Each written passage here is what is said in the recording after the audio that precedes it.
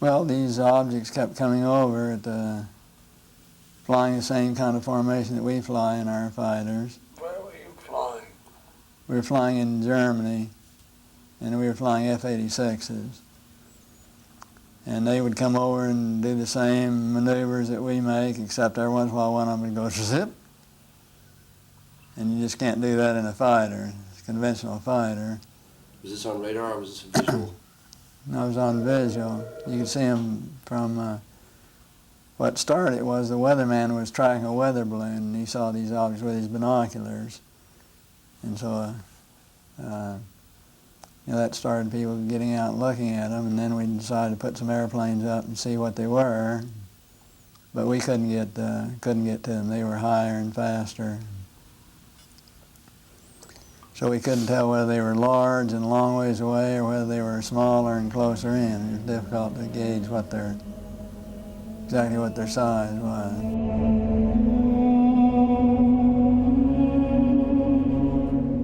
They were definitely in formation. What year was this? In 51, about 1951. Do you think the Russians had that kind of technology back then? No. So how close would you say you might have gotten to them? I mean, you definitely determined that there were objects that were under intelligent control, or was it? Well, yeah, they weren't just random. They were flying fighter formations, very definitely under positive control. They're just typical saucer shape, double lenticular shape, metallic looking. I think they were definitely piloted vehicles, each one with the pilot in it, and very definitely in communication with one another, because they would have flights of more than 4. They'd have flights of maybe 12 or 16, and when they make a turn, they'd cross the flights in under, and they had to be in communication to be coordinated. Yeah, every once in a while one would zip off to the side, just do a lateral maneuver out to the side.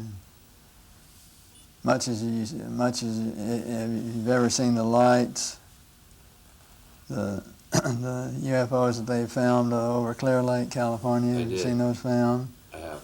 How they'll sit there in formation and all of a sudden want to go, I think they were extraterrestrial pilots flying, no doubt about it. Well, that was, I was having some cameramen film the installation of a precision landing facility that we were putting in right on the edge of the dry lake. And this saucer flew right over them and put down 3 little gear and landed out on the dry lake bed. And they went out to, picked up their cameras and moved on out toward him filming. And he lifted off, put the gear back in the well, and climbed out at a very high rate of speed and disappeared.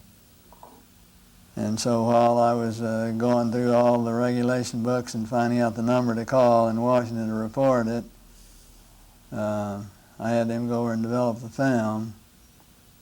By the time they got back with the developed film, I was on the higher and higher and higher level officer talking to me. Finally, with the colonel telling me to, when the film arrived at my desk, to put it in the carrier pouch. There would be a courier there at my office by that time already, and they'd arranged for him to fly in our base airplane back to Washington with these films, and do not run prints, et cetera, et cetera, et cetera. So we stuck them in the courier pouch. Did you watch the film? We didn't have a chance to run it. I had a chance to hold it up to the window and look at it. It was certainly good film. Good close-up shots? Good close-up shot. Nothing like I'd ever seen. Double lenticular shape. Same, didn't have a cupola on it or anything. It was pretty much the same basic shape. But this time I was involved in the research and development and doing very classified programs myself, at the test center. So I knew that we didn't have any vehicles of that kind, and I was 99 and 9/10% sure that the Russians didn't have any of that type either. So at that point in time, there was no doubt in my mind that this vehicle was made at some other place than here on Earth. And you send it on just like you're ordered to do, and do what they tell you to do. You know, I was working at the time, I was working on a little program that nobody knew about. We were not allowed to discuss with our family or discuss with anybody, and that was the U2 program. So it was in the same category, really. In my opinion, I think they were worried that it would panic the public if they knew that someone had vehicles that had this kind of performance way back right after World War II, period of time. So they started telling lies about it. And then I think they had to cover another lie, you know, tell another lie to cover their first lie, and now they don't know how to get out of it. Now it's going to be so embarrassing to admit that all these administrations have told a lot of untruths that it's going to be embarrassing to get out of it. Do you think they want to get out of it? Well, I think basically each and every president would probably like to get out of it, would like to come clean on the deal and not have to continue to tell distruths. Eventually there's going to be something happen that will make all of them have egg all over their face, and they're going to have to admit that they haven't been truthful at all. I have a good friend who's a commercial airline pilot. He's had about 3 different occasions where one is pulled right up alongside his wing and set in formation with him. And he's on a major airline. But the airline has a policy that their crews don't ever talk about UFOs. McDivitt had one sighting. You know, and on each and every flight, you had your flight plan that was out in every hour, every day, hour, minute, and second. And at a certain time, particular time, if you looked to a certain degree azimuth, at a certain elevation, you would see a bright object or see some kind of an object, because we track all this space debris. And so we knew where an awful lot of it would be and what you'd expect to see. But he saw this one thing shining out there that was not listed on his space debris chart. So he decided to get a picture of it. And he did. He got a picture of it, but of course it was bright, metallic, and it glinted so that all you got are just the bright glint. You can't really tell any details what it was. And then he saw it for a few minutes. They tracked it, got the one picture of it, but nobody knew what it was. Well, somebody's kept it pretty secret for quite a while, haven't they? Well, I think the only thing that really changed and I think everybody changed, on space flight to some extent, but I think probably the biggest influence that it had was it's a real humbler, because when you look at this beautiful big universe that God has created for us, and you realize you're about that part of it, it makes you feel just about that big. Sure takes one down a few notches.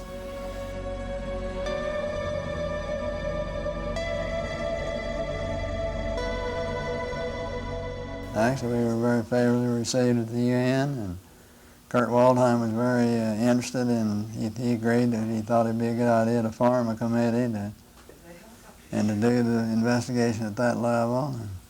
But nothing ever got done, kind of typical of the UN, they talked a good game, but never got around to doing anything about it.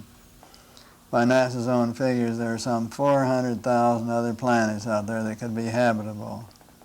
And I just can't believe that God would habitate this one planet only and leave all these others barren. In my personal opinion, based on no facts at all, I just feel that we're out here in the hinterland of all the galaxies. We're way out in the sticks, and that a lot of these other galaxies are closer to one another, and I think they probably have a lot of travel to and from them. And once in a while, we'll get a few travelers, stragglers, or more distant ones come through from distant other galaxies. We should form a group at the UN level to start gathering information from around the world, and when you get sightings and information and investigations, actually let it be handled and coordinated from that level, because there were a lot of countries that had information, and there were a lot of countries like Russia is now. The government of Russia now works directly with the civilian UFO groups. And you have a difference from country to country to country, but have all this information come together and be correlated in one place would really be a benefit to really try and determine what is real and what is fake. Just thinking about what we could do from a technical point of view, some of them may be remotely operated. They may be radio controlled, so to speak, like we call unmanned unpiloted vehicles. Some of them may be that. I think some of them undoubtedly have crews in them and have other people, and in my opinion, I think those people are probably very similar to us. Do you think they recovered one of those saucers that you saw? Very likely.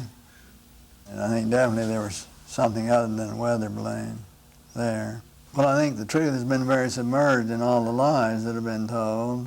I'd like to think they reversed engineered it and did something with it, did some benefit with it, which would be the logical thing to do. Did you ever try to, did you know where that footage went of the flying saucer that landed on the tarmac? Went to Washington, that's all that I know. Did you ever keep in touch with anybody about it or discuss it? How would I keep in touch with anybody about it? There's no way within the military or within the government of keeping track of something that is classified unless you're directly involved in it, and I was not. So I had no way of knowing what happened to it. Was it included in part of the Project Blue Book investigation? No, it was not. And that was one of the complaints I had about Project Blue Book, which in my opinion, Project Blue Book was totally a whitewash. There were a number of other things on Blue Book that I had occasion to know about that were not included in Blue Book either. Well, that was one of the reasons we did the U2 program the way we did it, was because we hadn't put no classification at all on it, because when you classify a program, then a congressman or a senator think they can go out and tell the whole details. They're privileged to be able to do that. Totally trample all over security and tell the details about whoever they want to. Didn't classify it all, and until Powers was shot down, the world really didn't know about U-2s, or at least in the United States. In my opinion, I think they are coming from some other planet. I think there's no doubt in my mind. I think they're for real. I think eventually we'll find out that there's regular travel here on this Earth from other planets. I think we have a lot of potential learning from them if we can just set up the schedule of how to go about doing it. I think they're just the same as we are, just a little higher, a little further, and a little faster. And they can come land in my backyard anytime. If they want to come land in my backyard, I'd welcome them. To ready, so they came out to the plane. But prior to that, this just hovered over the plane for a short period of time, and then it vanished. We were told later that it was picked up on radar. It wasn't as if you actually saw it glide away. It was like in a wisp, it was gone.